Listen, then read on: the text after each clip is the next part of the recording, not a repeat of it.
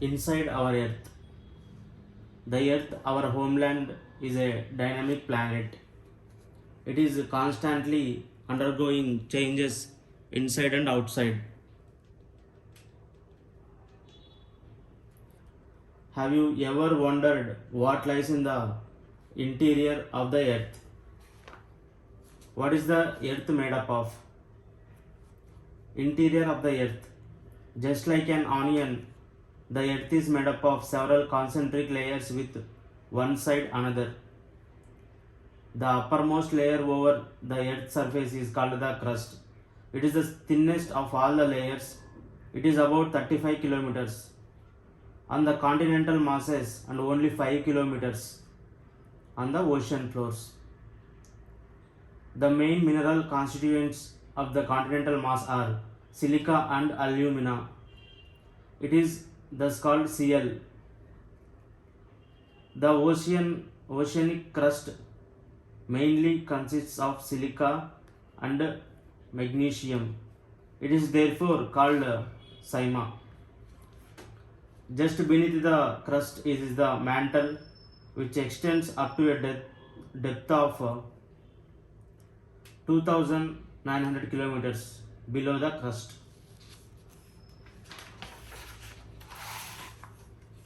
The innermost layer is the core with a radius of about 3,500 kilometers. It is mainly made up of nickel and iron and is called knife. The central core has very high temperature and pressure. The central core has very high temperature and pressure. The crust forms only 1% of the volume of the Earth. 84% consists of the mantle and 15% makes the core. The radius of the Earth is 6,371 kilometers. Rocks and minerals. The Earth's crust is made up of various types of rocks.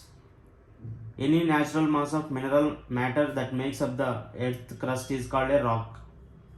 Rocks can be of different color, size and texture. There are three major types of rocks: igneous rocks, sedimentary rocks and metamorphic rocks. When the molten magma cools, it becomes solid. Rocks thus formed are called igneous rocks. They are also called primary rocks. There are two types of igneous rocks: intrusive rocks and extrusive rocks. Can you imagine lava coming out from the volcanoes? Lava is actually fiery red molten magma coming out from the interior of the Earth. On its surface, when this molten lava comes on the Earth's surface, it rapidly cools down and becomes solid. Rocks formed in such a way on the crust are called extrusive igneous rocks. They have a very fine grained structure. For example, basalt. The Deccan Plateau is made up of basalt rocks. Sometimes the molten magma cools down deep inside the Earth's crust. Solid rocks so formed are called intrusive igneous rocks. Since they cool down slowly, they form large grains. Granite is an example of such a rock. Grinding stones used to prepare paste, powder of species and grains are made of granite. Rocks roll down, crack and hit each other and are broken down into small fragments. These smaller particles are called sediments. These sediments are transported or deposited by wind. Water, etc. These loose sediments are compressed and hardened to form layer of rocks. These types of rocks are called sedimentary rocks. For example, sandstone is made from grains of sand. These rocks may also contain fossils of plants, animals, and other microorganisms that once lived on them. Igneous and sedimentary rocks can change into metamorphic rocks under the great heat and pressure. For example, clay changes into slate and limestone into marble. Clay changes into slate and limestone into marble. Rocks are very useful to us. The hard rocks are used for making roads, houses and buildings. You use stones in many games. For example, 7 stones, Pitu, hopscotch, Stapu or Kit. 5 stones, Gitti. Find out some more such games by asking your grandparents, neighbors, etc. You will be surprised to know that one type of rock changes to another type under certain conditions in a cyclic manner. This process of transformation of the rock from one to another is known as the rock cycle. You have already learnt when the molten magma cools, it solidifies to become igneous rocks. These igneous rocks are broken down into small particles that are transported and deposited from sedimentary rocks.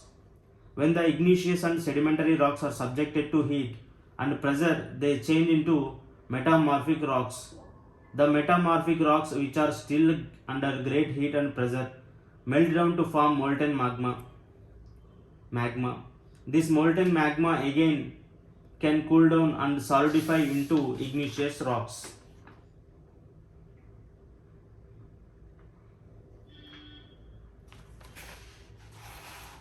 Rocks are made up of different minerals. Minerals are naturally occurring substances which have certain physical properties and definite chemical composition. Minerals are very important to humankind. Some are used as fossil fuels. Some are used as fuels. For example, coal, natural gas, and petroleum. They are also used in industries. Iron, aluminium, gold, uranium, etc. In medicine, in fertilizers, etc.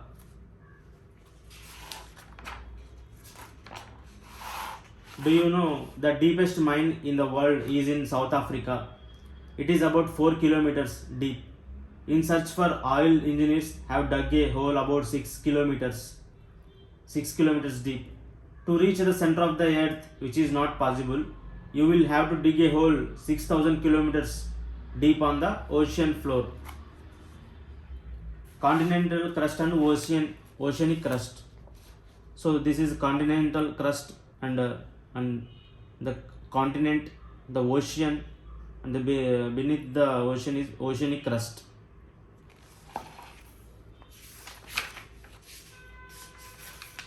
The Red Fort is made of red sandstone. The Taj Mahal is made of white marble. Exercises. What are the 3 layers of the earth?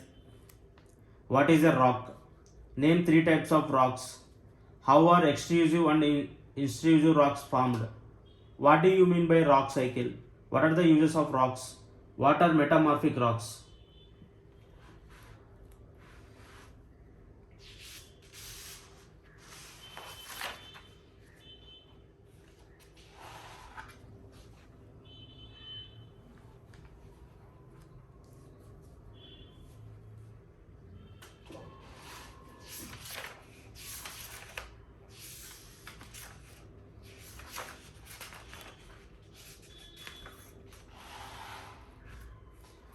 Third chapter, Our Changing Earth. The lithosphere is broken into a number of plates known as the lithospheric plates. You will be surprised to know that these plates move around very slowly, just a few millimeters each year. This is because of the movement of the molten magma inside the earth. The molten magma inside the earth moves in a circular manner as shown in the activity. The movement of these plates causes changes on the surface of the earth. The earth movements are divided on the basis of the forces which cause them. The forces which act in the interior of the earth are called as endogenic forces, and the forces that work on the surface of the earth called as exogenic. Interior is endogenic and outside the surface is exogenic forces. Earth movements, endogenic forces, exogenic forces. In endogenic forces, there are two types of forces: sudden forces, disastrophic forces. In sudden forces, earthquake, volcano, landslides. In diastrophic forces, building mountains. Exogenic forces, erosional and depositional, river, wind, sea waves, and glaciers.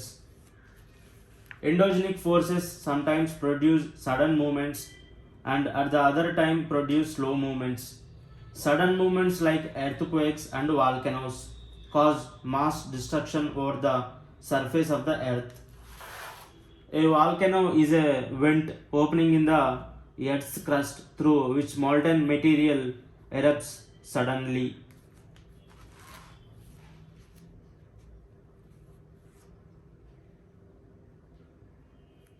Similarly, when the lithospheric plates move, the surface of the earth vibrates. The vibrations can travel all around the earth. These vibrations are called earthquakes. The place in the crust where the movement starts is called the focus. The place on the surface above the focus is called the epicenter. The place on the surface above the focus is called the epicenter. Vibrations travel outwards from the epicenters as waves. Greatest damage is usually closest to the epicenter, and the strength of the earthquake decreases away from the center.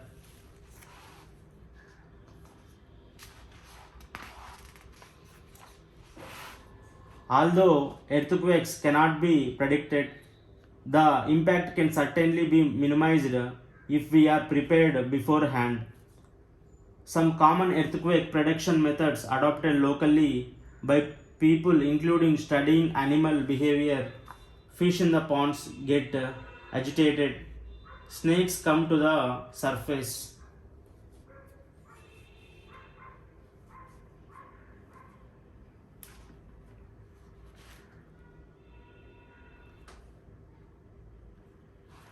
An earthquake measured with a machine called a seismograph.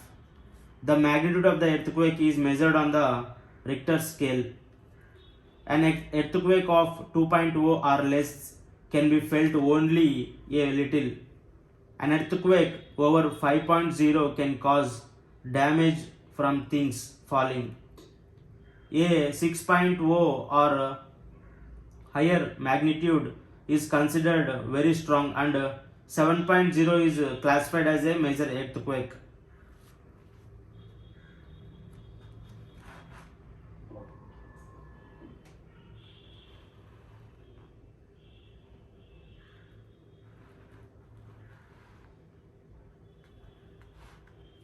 Earthquake preparedness. Where to take shelter during an earthquake? Safe spot. Under a kitchen counter, table or desk, against an inside corner or wall. Stay away from fireplaces, areas around chimneys, windows that shatter including mirrors and picture frames. Be prepared. Spread awareness amongst your friends and family members and face any disaster confidently. An earthquake is measured with a machine called a seismograph. The magnitude of the earthquake is measured on the Richter scale. An earthquake of 2.0 or less than can be felt only a little. An earthquake over 5.0 can cause damage from things falling. A 6.0 or higher magnitude is considered very strong, and 7.0 classified as a major earthquake. Major landforms. The landscape is being continuously worn away by two processes: weathering and erosion. Weathering is the breaking up of the rocks on the earth's surface. Erosion is the wearing away of the landscape by different agents like water, wind, and ice. The eroded material is carried away or transported by water, wind, etc. and eventually deposited. This process of erosion and deposition create different landforms on the earth surface of the earth. On the surface of the earth. Work of a river. The running water in the river erodes the landscape. When the river tumbles at a steep angle over very hard rocks or down a steep valley sided from a waterfall. There are thousands of small waterfalls in the world. The highest waterfall is Angel Falls of Venezuela in South America. The other waterfalls are Niagara Falls, located on the border between Canada and USA in North America, and Victoria Falls on the borders of Zambia and Zimbabwe in Africa. As the river enters the plain, it twists and turns, forming large bends known as meanders. Due to continuous erosion and deposition along the sides of the meander, the ends of the meander loop come closer and closer. In due course of time, the meander loop cuts off from the river and forms a cut-off lake, also called an oxbow lake. At times of the river overflow, it banks. This leads to the flooding of the neighboring areas. As it floods, it deposits layers of fine soil and other material called sediments along its banks. This leads to the formation of a flat, fertile floodplain. The raised banks are called levees. As the river approaches the sea, the speed of the flowing water decreases and the river begins to break up into a number of streams called distributaries. The river becomes so slow that it begins to deposit its load. Each distributary forms its own mouth. The collection of sediments from all the mouths forms a delta. Works of sea waves. The erosion and deposition of the sea waves gives rise to coastal landforms. Sea waves continuously strike at the rocks. Cracks develop. Over time, they become larger and wider. Thus, hollow-like caves are formed on the rocks. They are called sea caves. As these cavities become bigger and bigger, only the roof of the caves remain, thus forming sea arches. Further erosion breaks the roof and only walls are left. These wall-like features are called stacks. The steep rocky coast rising almost vertically above seawater is called sea cliff. The sea waves deposit sediments along the shores, forming beaches. Works of ice. Glaciers are rivers of ice which too erode the landscape by bulldozing soil and stones to expose the solid rock below. Glaciers carve out deep hollows there. As the ice melts, they get filled up with water and become beautiful lakes in the mountains. The material carried by the glacier, such as rocks, big and small, sand and silt, gets deposited. These deposits form glacial moraines. Work of wind. Have you ever visited a desert? Try to collect some pictures of sand dunes. An active agent of erosion and deposition in the deserts in wind. In deserts you can see rocks in the shape of a mushroom, commonly called mushroom rocks. Winds erode the lower section of the rock more than the upper part. Therefore, such rocks have narrower base and wider top. When the wind blows, it lifts and transports sand from one place to another. When it stops blowing, the sand falls and gets deposited in low hill-like structures. These are called sand dunes. When the grains of sand are very fine and light, the wind can carry it over very long distances. When such sand is deposited in large areas, it is called loess. Loess. Large deposits of loess found in China. Large deposits of loess is found in China. Answer the questions. Why do the plates move? What are exogenic and endogenic forces? What is erosion? How are floodplains formed? What are sand dunes? How are breaches formed? What are oxbow lakes?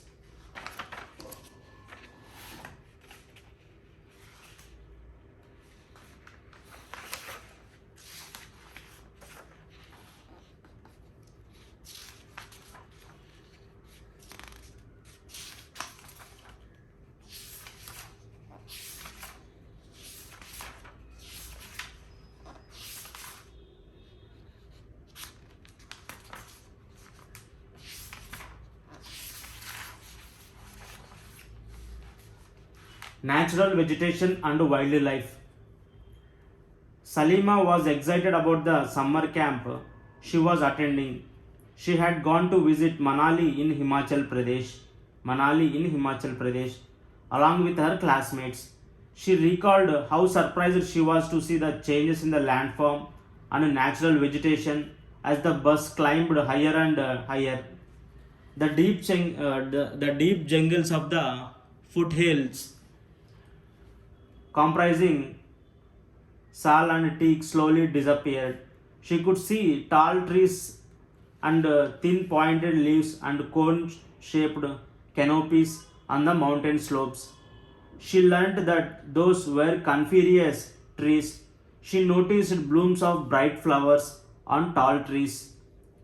These were the rhododendrons from Manali. As she was traveling up to Rohtang Pass, she saw that the land was covered with short grass and snow in some places.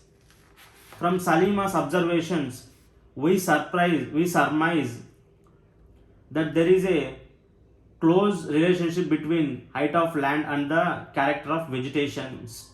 With the change in height, the climate changes, and that changes natural vegetation. The growth of vegetation depends on temperature and moisture.